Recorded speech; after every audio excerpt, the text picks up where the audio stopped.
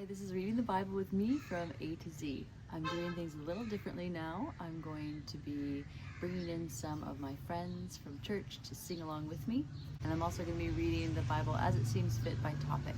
So sometimes the readings might be split up into 2 or 3 chapters or still just one. Please enjoy this next song called The King of Hearts, joined by my lovely friend Ellen on guitar and vocals.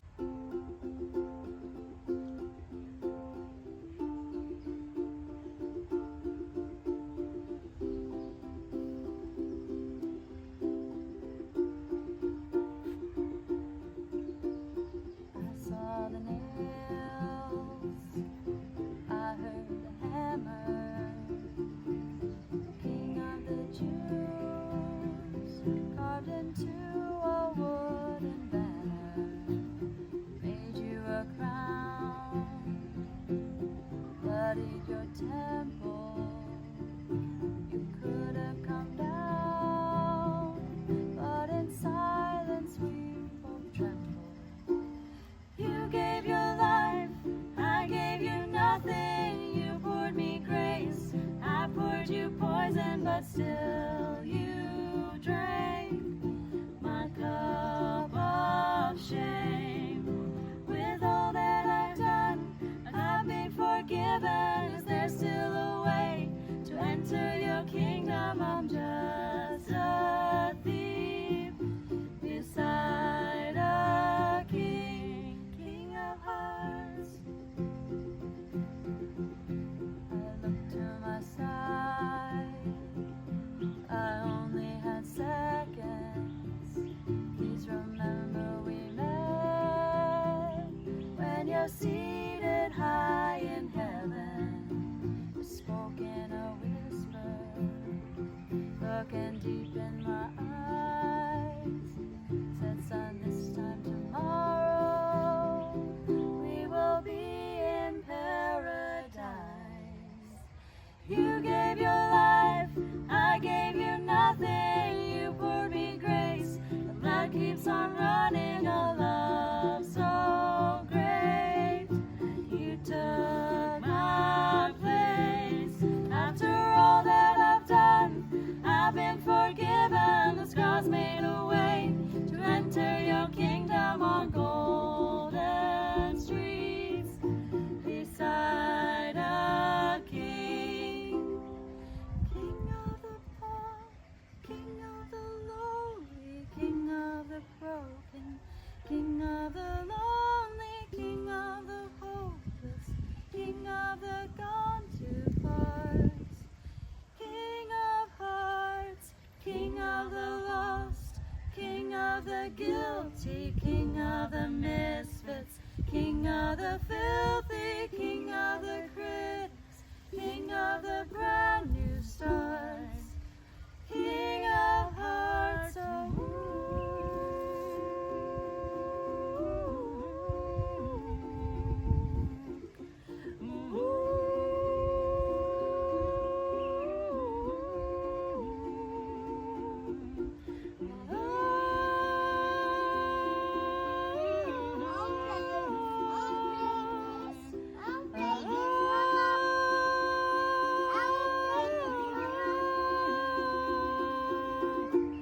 You gave your life, I gave you nothing. You poured me grace, blood keeps on running. A love so great, you took my place.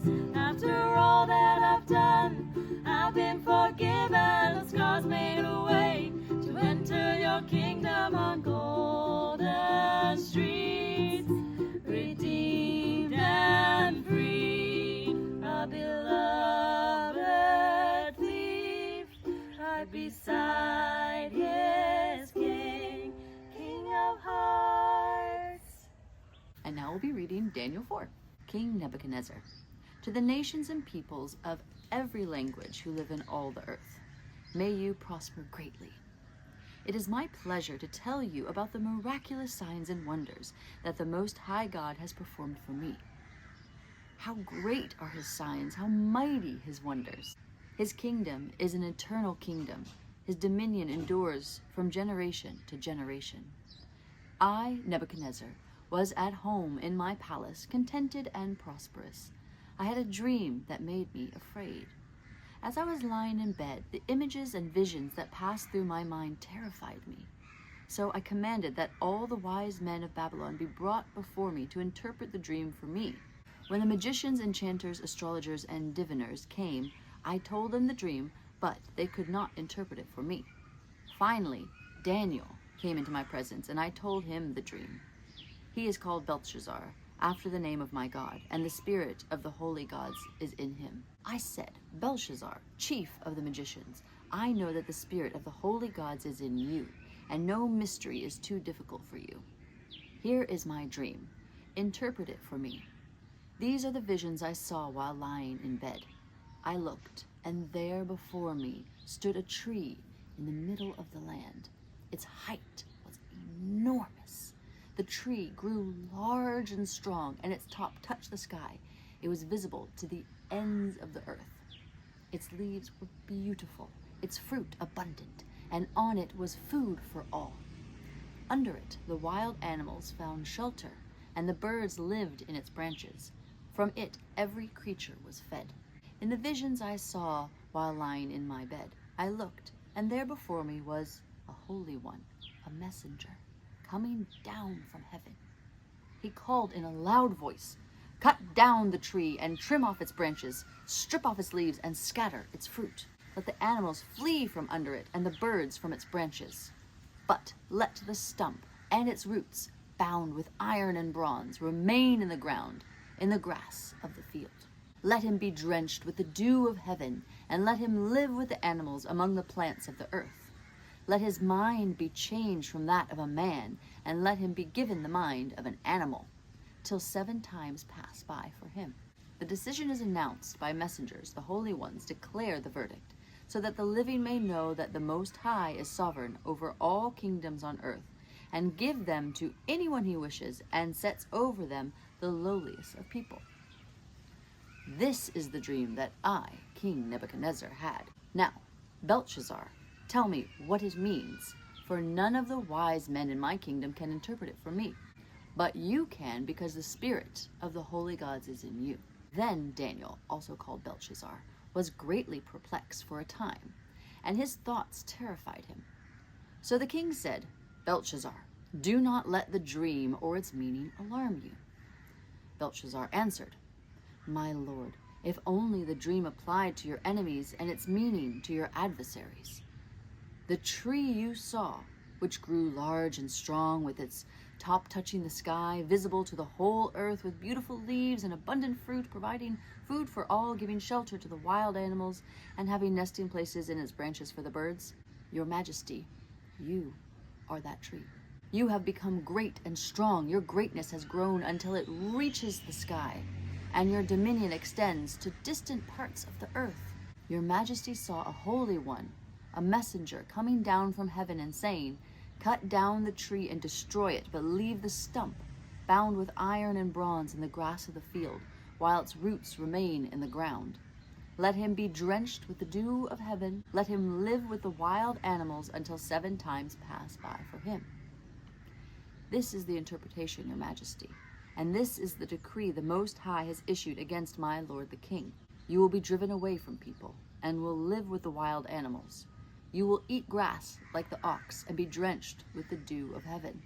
7 times will pass by for you until you acknowledge that the Most High is sovereign over all kingdoms on earth, and gives them to anyone he wishes. The command to leave the stump of the tree with its roots means that your kingdom will be restored to you when you acknowledge that heaven rules. Therefore, Your Majesty, be pleased to accept my advice. Renounce your sins by doing what is right, and your wickedness by being kind to the oppressed. It may be then that your prosperity will continue." All this happened to King Nebuchadnezzar.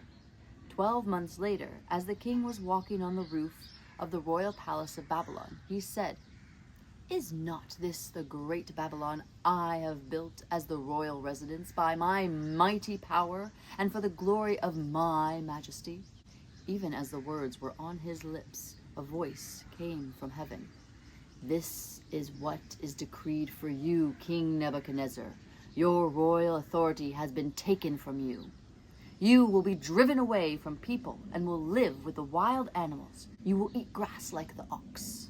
7 times will pass by for you until you acknowledge that the Most High is sovereign over all kingdoms on earth and gives them to anyone he wishes. Immediately, what had been said about Nebuchadnezzar was fulfilled. He was driven away from people and ate grass like the ox. His body was drenched with the dew of heaven until his hair grew like the feathers of an eagle and his nails like the claws of a bird.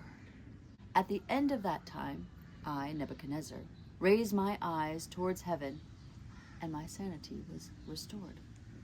Then I praised the Most High. I honored and glorified him who lives forever. His dominion is an eternal dominion. His kingdom endures from generation to generation. All the peoples of the earth are regarded as nothing. He does as he pleases with the powers of heaven and the peoples of this earth. No one can hold back his hand or say to him, "What have you done?" At the same time that my sanity was restored, my honor and splendor were returned to me for the glory of my kingdom. My advisors and nobles sought me out, and I was restored to my throne and became even greater than before. I, Nebuchadnezzar, praise and exalt and glorify the King of heaven, because everything he does is right, and all his ways are just. And those who walk in pride, he is able to humble.